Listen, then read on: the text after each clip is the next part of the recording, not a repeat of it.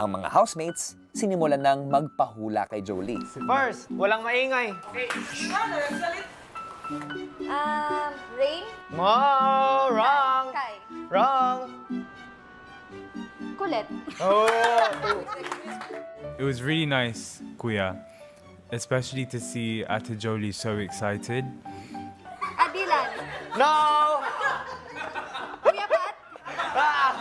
Next. Sobrang excited ko po kasi ito na, makikita ko na siya, makikita niya na ako. Jaren? No. Dylan? Next. Ilang saglit pa. I don't know where she Wala came pa, wala pa. from. Kinda turned me upside down. Yeah. I just don't know what to do.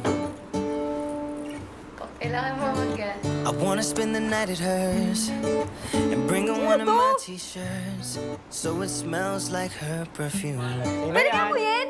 Ha? Now I really get what the love songs are talking about. And I just wanna tell her how I feel, scream it out loud. JP? No.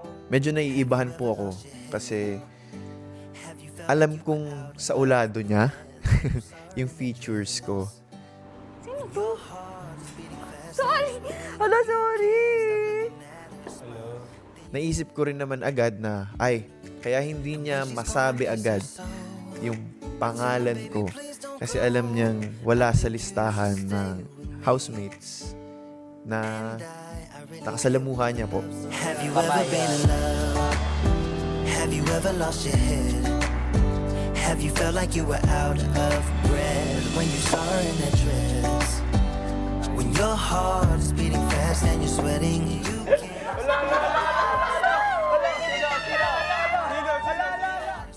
Hinawakan niya po yung kamay ko, kuya.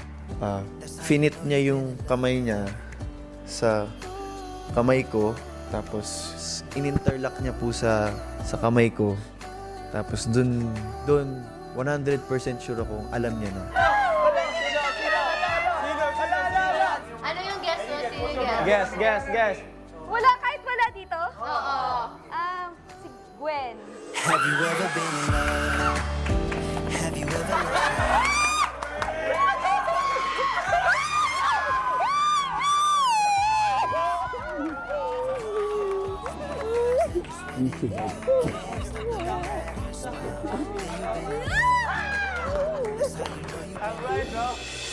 Abang